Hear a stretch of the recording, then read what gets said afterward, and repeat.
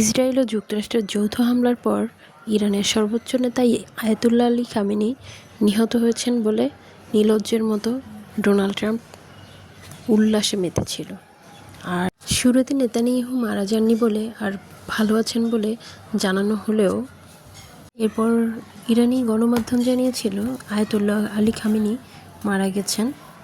তার এই মৃত্যুকে পুরো বিশ্ব জুড়ে একটা ধোঁয়াশা সৃষ্টি হয়েছে এবং সবাই এর বিষয়ে খুব আক্ষেপ প্রকাশ করছে।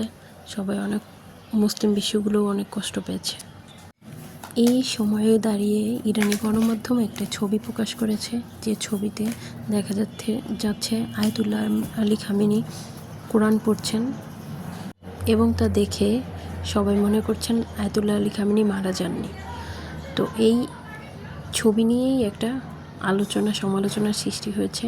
তাকে নিয়ে একটা বিভিন্ন ধরনের কথা বলা হচ্ছে আর বিশ্ব রাজনীতিতে, যে তার মৃত্যু হয়েছে কিনা, তার মৃত্যু আদৌ হয়েছে কিনা, সে মারা গেছে কিনা। অনেকে মনে করছে এখনও জীবিত আছে, অনেকে মনে করছে সে মারা গেছে কিন্তু কোনো জানাজা হয়নি, জানাজার ডেট দিয়েও জানাজা হয়নি। তো এইগুলো নিয়েই একটু ধোঁয়াশা। তো এই জন্যই এই ছবিটি প্রকাশের জন্যই এত সমালোচনা বা আলোচনা হচ্ছে।